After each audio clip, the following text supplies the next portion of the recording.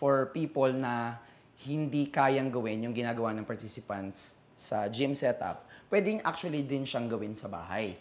Kasi pwede naman ipalit mo yung regular resistance training dun sa water gallon, yung may tubig na may weights. So pwede mong buhatin yon para kang nagsusquat, hawak mo siya, tatayo ka, uupo ka, resistance na yon. So gumagamit ka ng legs, gumagamit ka ng arms, gumagamit ka ng abdominals, o gumagamit ka ng core.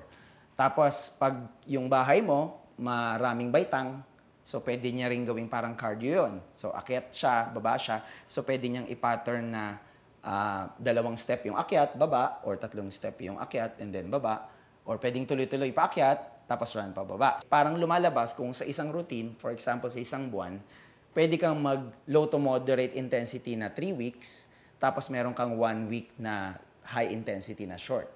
So parang pag-break ng routine. Pero kung gagawin mo na laging mataas yung intensity, ang chances of doing it is mataas ang risk ng injuries, no? At saka yung dropout rate of doing it. Kasi isipin mo lagi, yun ang workout mo, sasawaan ka kaagad versus kung low to moderate intensity. And I think that's it for today. So hope to see you soon for our next vlog.